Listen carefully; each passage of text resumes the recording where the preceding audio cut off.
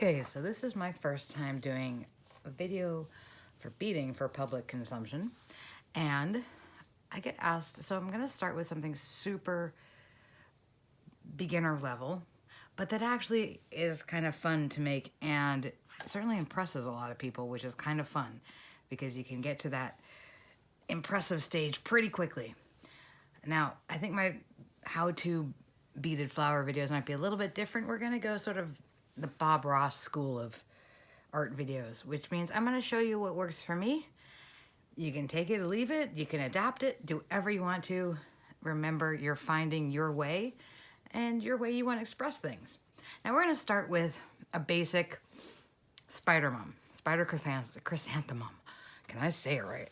Now, this is gonna be like super low tech video too, by the way. So every book, every maker, every person who designs any way of beaded flowers has a chrysanthemum design or 800. I have probably 5 and 3 that I really use a lot. Now, here's the deal though. For me, the reason why didn't I just use one that was already written? Why reinvent the wheel? Well, they're all good and they're all different and they're all relative to who made them, what they like. For me, for the spider mum, I was really looking for this kind of ratio with a lot of spidery thin ones on the edge and a denser middle. And I was always kind of looking for that exact ratio. And to be honest, no one else kind of had it that was close, but it just wasn't quite what I was looking for. So I ended up doing my own. And so I'm going to show you my ratio that gives me something that looks kind of like this. And I'll show you some examples in a second. But I just like this black and white because it really, because mums come in so many shapes and sizes and petals, all kinds of things, even just the spider mums. But this was kind of what I was going for. I was trying to look for ones. I was looking for like the Japanese style, something like this, right? The Japanese watercolor or Japanese silks, sort of denser in the middle and a lot of just kind of doing their own thing, spidery ones out in the edge. So, but I like this black and white when it shows it well. And so I actually have 2 spider mum ones that I go to a lot. So I have this kind of more intense one that involves needles and all kinds of things. And so I did one that was, this is kind of a bigger one. I'm showing you kind of the other option before I show you the one we're gonna do today. This one I actually painted, so you can see sort of the blue and, the green, and then it goes to a cream and a pink. So I call it a Neapolitan. Even though that would be chocolate, but anyhow, you get it. They were all originally this bead, and I used some alcohol inks on them and gave it a little bit more of a flair. So this one, I just had around because I haven't put it in the arrangement it's waiting for yet. So that's an example of a really spidery mum where we do these single tendrils, right? And they're finished with needle twists at the end. And definitely a more advanced one just because it's just pickier. Just pickier. I mean, it's more advanced because of that. That's what I'd call more advanced. Who knows what's more advanced. So that would be one, right?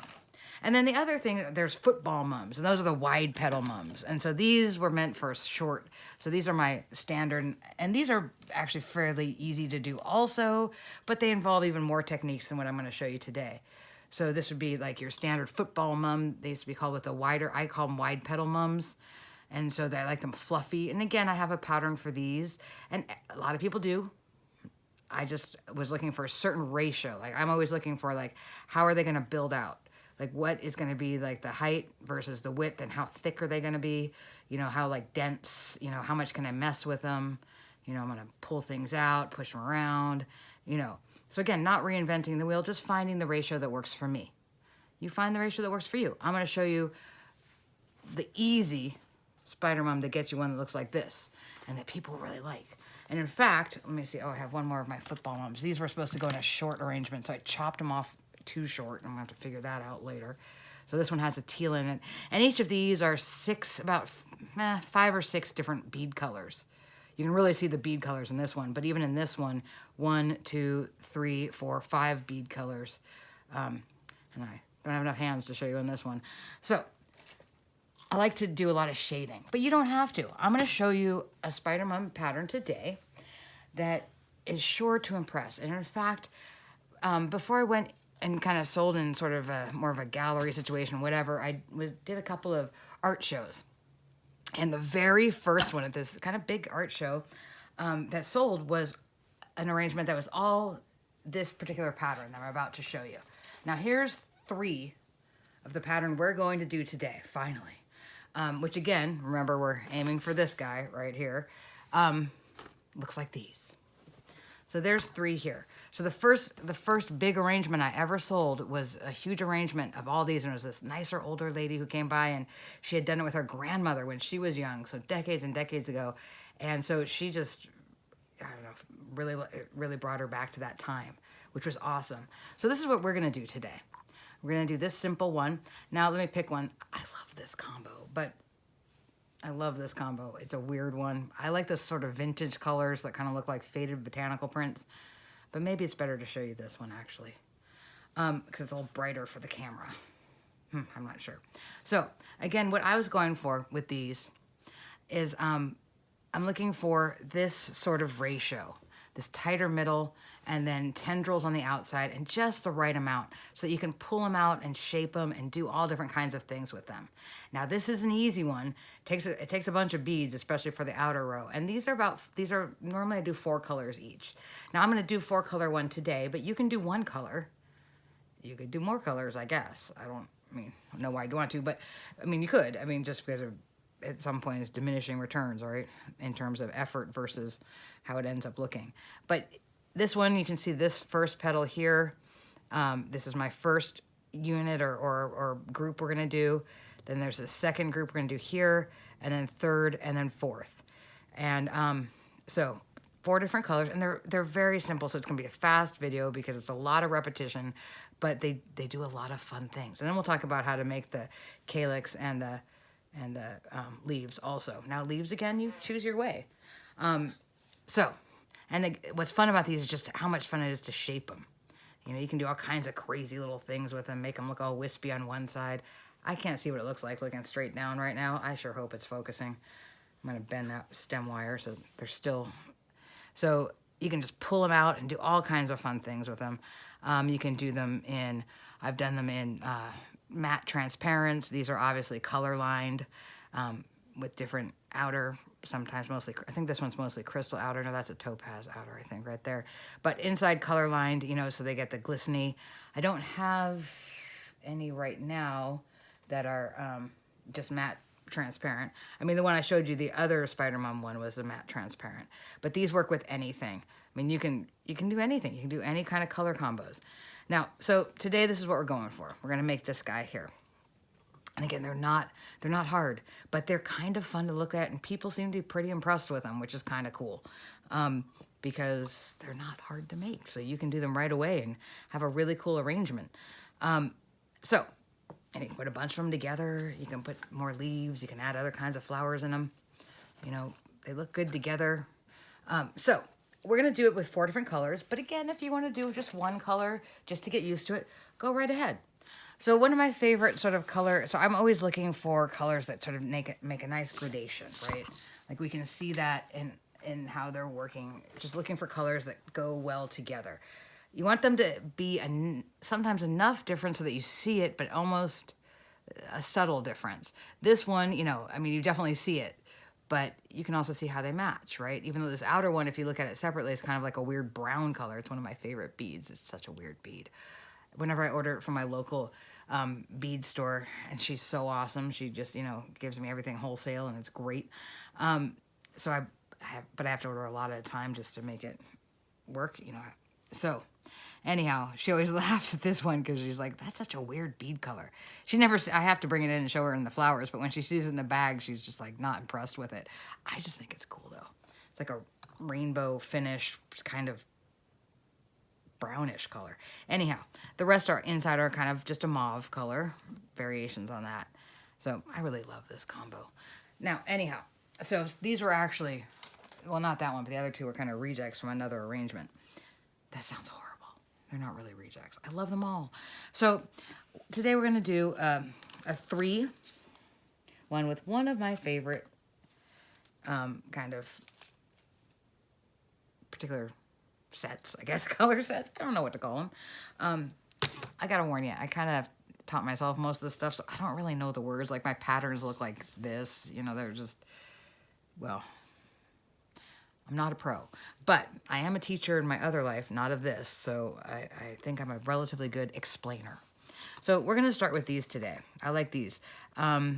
These are, I think they're Matsuno, all of them, actually, because that's what my bead supplier gets, but I buy other beads from other places. Now, there's a lot of shine on this right now, but there's this sort of, now, she gives them her own names, and they don't really have anything to do with the actual, I don't know what the actual names are, so I'm just going to say this is one of my favorite colors. It's like a turquoise with a topaz on the outside. I just love the way it looks. That's the one that's in the bead spinner right now. It just looks like, I don't know, like old turquoise to me, like old turquoise jewelry with a topaz on the outside. I just love it. And then there is a teal with a topaz cover, and then a turquoise with a topaz cover. Now these, and then there's a shimmering, what she calls shimmering gold aqua. And that's going to be our center. It's dramatic for the center. But still all in the same color palette. I guess that's what we're looking for, right? We're looking for things that stay in the same kind of color palette. You don't have to, though. Go wacky with it. What the heck? It's just my weird thing. I like to keep everything. I like to keep the color palette sort of graded. This one's actually closer than I should be doing for a demo. I was actually going to do a seafoam one, but I thought this would be brighter for the camera. So we're going to give it a try. Now, so we're going to start... And so I always kind of look at them in tubes. That's why I like to have things in tubes so I can pick out what my color story is going to be. So this is going to be the outer, and then these are going to, that's going to be the very inner side. So I don't need actually much for the inner. You're going to need a lot for the outer because you're doing all of these beads, right? So you're doing all of these, all this outside, which maybe doesn't actually look like that much, but when I add it up on my design, on my pattern, it ends up being 148 inches of beads, which is 12 feet and 4 inches of beads for the outer one. So you're really going to have to string that. So I always start with at least 2 tubes of that color in my spinner and get going with it. So we're going to talk about the first one. So I'm not going to make you watch me do 12 feet of beads because that would just be mean. But the way I get through it fast, because, 12 feet, holy cow. And now, again, if you don't want to do 12 feet at a time, do 6 feet and do it in 2 segments, whatever. I just like to have it all done in one. Like I do these each as individual units. Oh, you probably can't see that. I just realized. So this is my lovely pattern we're following. And I do each, so this is color 1, 2, 3, and 4 going outside to inside. And even though there's only 3 different sizes of continuous loops, these are all continuous loops, every single bit of it. It's so easy and they end up looking so cool. I still make these. I don't care. They're meditative almost, even though I'm trying to do fancy things sometimes now, and since I've been doing it for a while, I always come back to these because they just look cool. If you want to do a fast gift for someone, you could whip one of these little flowers up in, a couple hours, and they're going to think it looks cool as heck. And yeah, you got a little present. What the heck? Make a little bouquet of them. Couple minutes, whatever. Okay, couple hours, let's be honest. But this is one where you literally can sit in front of a TV or at your little table and not even, it's very meditative, very repetitive, like what I'm saying right now. So we're going to start with this one. So it ends up being 148 inches. So of all these combined, because we're going to do 16 5-inch continuous loops, 8 4.5-inch continuous loops, 8 4-inch continuous loops. Now again, I'm not reinventing the wheel here. Everyone's got a mum pattern, especially a spider mum pattern. This is mine. This is my ratio. I like it because it turns out looking like the flower I want it to look like. And I'll be honest, none of the other ones quite did. They did their own thing and they look awesome. They just weren't what I was aiming for. So again, I was going for that Japanese watercolor kind of look. So that's what we're doing first. And so one quick way I figure out how to do, I like to spin. And I think I spin backwards, I realized the other day, but I'm not sure. So, I take out you can just use silver. I've accumulated a few, due to being a little bit uptight about matching, a lot of different wires over the last few years since I started, since I figured out that there were different wires. I actually spent a few months because, again, I wasn't really following anyone's pattern or communicating with anyone, so I thought pretty much it just was silver wire. So I'm going to be using... actually, Kelly Green. it doesn't really even look like Kelly green. Look at that. It looks like aqua kind of. So for this one, I'm going to use 24 gauge Kelly green. Now, I like to use for the outer 2 units, the outer 2 segments, groups, whatever you want to call them, colors 1 and 2. I like to use 24 gauge. It's a little rougher to turn, but to spin or to twist at the bottom, but you can really shape those outer ones, and obviously that's what I'm looking for my things. And I tend to send my flowers out in the world without me being near them. So I want them to be as sturdy as possible. So I'm going with 24 gauge, even though it's a rough twist on the bottom. And then as you get into the inside, you can switch over to 26 gauge, especially for the very inner one. Of course, you actually should. The third color, it's your prerogative. So the way, though, I'm going to show you really quick that I kind of count is I set out a big hook, because this one's a very sturdy wire. And so I know that if I fill this one up with enough, you know, so I'm going to fill it up all the way down to my finger. So if I fill that up to my finger, that's about 4 inches on the dot. Imagine that. 4 inches on the dot. So I'm going to do 36 of those. I'm going to count to 36 and fill these up, and then maybe do 1 or 2 extra just for good luck.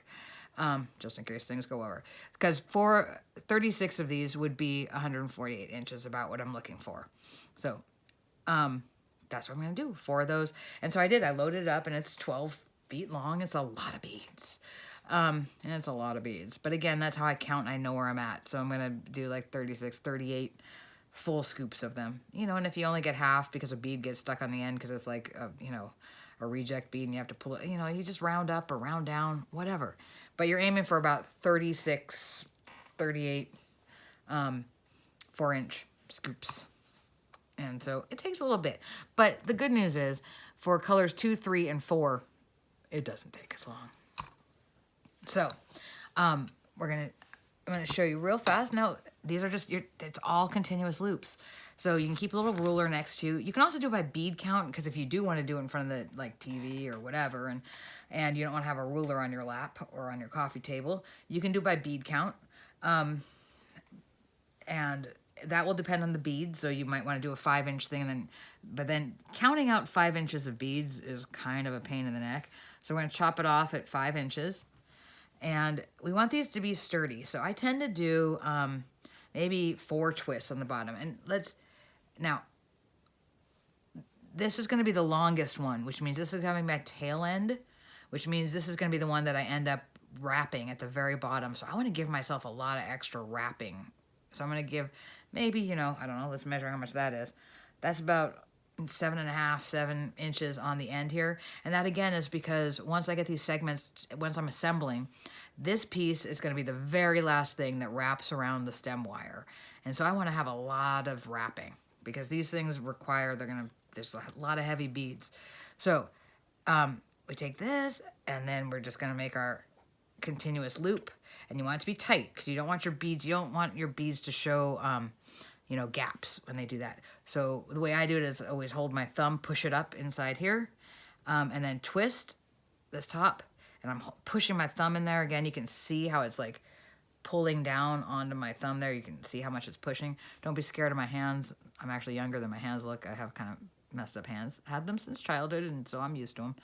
But then sometimes my students are like, wow, your hands look so old, and you don't look so old. Well, you know, what are you going to do?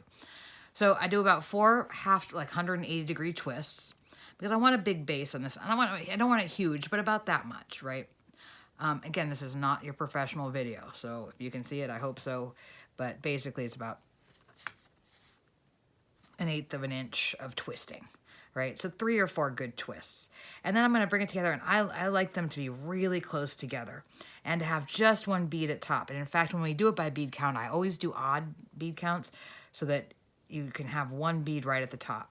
And then I'm going to squish it down. I'm going to get it real close down. And I'm going to be honest and kind of do a little shake with it, which gets them, you do this little jiggle, and that actually gets them lined up with each other. So these are just little weirdo things that I've kind of learned along the way that probably people do, but they never write about. I don't know, or it's put in their videos. I'll be honest, I'm not really good at watching the videos. I watch like the beginning, and I'm like, it looks cool, and then I can't concentrate anymore. which is ironic because I'm making one right now. Anyhow, so see how that's really flattened together? And later on, you're going to be bending them. And I pre-bend them before I wrap, even though that doesn't always help because the wrapping can kind of do its own thing with it. But it's just kind of good to kind of keep track, you know, kind of do a little curve on them. I don't know why I do that. I just think it looks cool, actually. Probably don't have to do that in any way. And see how, again, I like to have just one bead up top. I don't like it to have the bare wire and be cut across. Like I don't want to mess this one up. I'll show you on the next one. So again, I'm just going to do, and you're going to do 16 of these, right? And so you're pulling up 5 inches of bead, and you want to give yourself a lot of lead wire because they also eat through a lot of it. And you're going to have to, with 12 inches, it's kind of a pain to have to keep moving it up. So chop it off at 5 inches, and you're going to do 16 of these. Now, and you're going to space them out. I am not going to make you watch me do 16 of them. You're going to space them out about 1/4 of an inch right there. If you can see, I'm spacing out with my finger. I hold my finger there, about 1/4 of an inch, and then I pinch with that so it stays at 1/4 of an inch. And again, I have kind of weird hands, so you have to kind of put up with it. I can't always like let go of things and show you. That's why I'm kind of talking through it. And then I'm going to bring this around, right? So it's just right underneath it. I bring that under because then I'm going to do a towards me twist. And again, I'm pinching, holding it tight with my thumb under here so that 2, 3, 4, I might have even done 5 on that one. Not the end of the world. Not the end of the world. So here's what I'm talking about. I don't want to crease it, but like let's suppose, I don't like them when they have that so that you see wire at the very top. I like when there's just a single bead. Now that's again me doing my uptight thing. You do not have to be that uptight. It probably doesn't even matter. I just like the ends of each petal to actually have a bead on them. And you want to get them tight. And sometimes I'll bring in vinyl, where did I put them? My vinyl thing, my vinyl covered blunt pliers and kind of tip them together. But to be honest, I'm not ashamed to admit it. Sometimes I bite them. I just use my teeth right there. Is that weird? That's weird. It's a little bit weird. But I like it to be tight. There we go. See? Look how nice that is. A little bit of tamping down with the teeth. I'm not a pro. I never claimed to be. So, you know, and like I said, I kind of figured out stuff as I went on my own, and and sometimes I bite my beads. Don't bite them hard. I haven't had one break until the other day, the very first time one broke when I was biting it. But it was a baby one. So, anyhow, a really tiny one. So that's basically what you're going to do. You're going to do 16 5-inch continuous loops. And so I will show you that with will not make you sit through it. I'm going to do it on time lapse.